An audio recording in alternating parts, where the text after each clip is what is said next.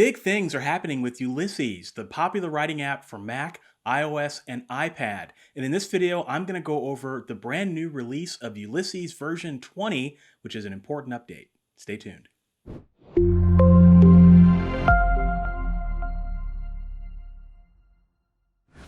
What's up, guys? Michael Laron here with Author Level Up, helping you master the craft of writing. And if you're new here, I do writing app review videos and writing advice videos. So click that little bell, ding, ding, ding, to get notifications every time I have a new writing video.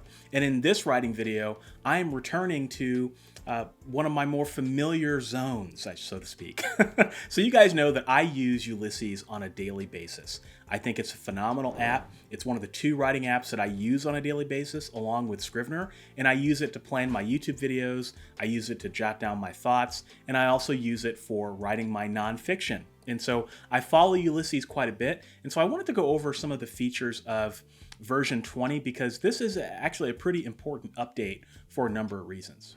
Now, first off, why do I care about Ulysses? Why do I use this app on a regular basis? Now, I know that many of you are going to say, well, no, I'm not going to do that. That's not for me. I know some people, they didn't like the whole Ulysses subscription thing, and I know I'm going to see it in the comments. I know it. I hear you. I hear you out there, okay? But here's why I continue to use it. First things first, they've kept their promise. So when they went to a subscription, they said that you're going to get regular updates instead of just random bug fixes. They have kept that promise. Every few months, it seems like there is a new release with new features and it gets incrementally better. And I will link down to a roadmap of all of the different changes that they've done so you can see for yourself how much they've improved the app since I did my initial review video back in 2015. I still believe that Ulysses has one of the best writing word processor interfaces in the writing app space, period. Combine that with an easy to use interface, combine that with a dark mode that's the OG of dark modes, the app that had dark modes before everybody else did. Combine that with WordPress integration. You can write your blog posts directly in Ulysses and publish them to WordPress with the click of a button. Combine that with different styles and different skins that you can use to make your writing process virtually any color. Also combine that with the fact that you can just DJ out all these different windows and all these different tabs. That's why I really am a fan of Ulysses, because I think its flexibility can't be beat. And you guys razz them because they charge $40 a year. What does an electrician pay for their tools every year? They pay a lot more than $40 a year. Even though it's a subscription-based model, it's still, honestly, I think, a great value for the money. And if you're going to be a successful writer, I hope that you're going to make more than $40 a year. Now, the first feature that has changed with Ulysses is on the Mac version only, and that is an advanced spelling and grammar checker. So before, Ulysses used like the built-in spelling and grammar checker with Apple, and your mileage may vary with that, but generally speaking, it's not that good.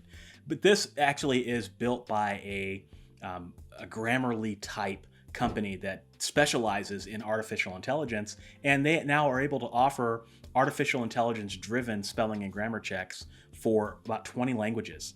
And it'll check for spelling, redundancy, grammar, all that stuff. And I think it's really, really cool that they're able to offer that. And I've said on my podcast, The Writer's Journey, I'll link to that below if you've didn't know I had a podcast called The Writer's Journey. I've said that integrated spelling and grammar apps, I think, are the future. It doesn't make any sense to have a spelling and grammar app dedicated by itself, and then you run your manuscript through that, and then you run your manuscript back into your writing app. No, why not just do it in-house? So I think they have the right idea here, and I honestly think that they're probably the first people in the water on this. I think you're going to see a lot more writing apps start to integrate this in the future. So I think Ulysses is ahead of their time. Now, as far as the accuracy goes, I kind of only tested it a little bit. I think that as far as intuitiveness, it's not as intuitive as I would like. I would like for it to be a little bit more guided. And some of the errors and things that it recommended were a little wonky. That's to be expected whenever you launch something new like this. So, as far as I'm concerned, I think they can only go up from here. The next big improvement is one it's kind of an under the hood, small thing, but it's actually quite big. Wow, that was a terrible metaphor here. But it's called the dashboard. So on Ulysses, all the way on the right side of the screen, there is a dashboard next to your work in progress that historically has had your word counts. It's had your keywords if you chose to use those. It also had like an area for notes and attachments and things like that. And they were all it was kind of a jumbled mess, honestly. What they've done is they have organized this to where it's all available under a menu. So if you want to click to see what the outline of your work is, you can do that. It'll show it to you immediately. If you want to click to see what the statistics and the word count is of your work, you can do that. If you want to click to see the spelling and grammar plugin in action, you can do that as well. And I think the way they did this is super crisp and super clean and way more organized than the original dashboard used to look, which honestly, I didn't think it was that remarkable. But now I think they've done something really cool with this, and I'm really curious to see how they continue to improve it. I think the one part of the dashboard that is the most unique is the fact now that Ulysses has what they're calling a revision mode. So when you click onto the spelling and grammar checker, the color of the dashboard on the right, it changes a little bit, and it takes a little bit of getting used to. But who knows? Maybe they're going to start competing with Scrivener's revision mode. I don't know, but it's pretty cool. And like I said, I just love to see these apps that are subscription based continue to improve what they're doing. Because what they could do is they could sit back and take your money, but they're still continuing to improve the app, and hats off to them for that. Now, I will give one criticism, and I know people have had this criticism in the past. I did notice that when I upgraded to Ulysses 20, that my syncing wasn't quite as good between my different devices. So I've got two laptops, I've got an iPhone, and I noticed that the syncing just wasn't right. And I noticed that once I upgraded it, it took a while for my syncing to happen, and I had to force sync everything.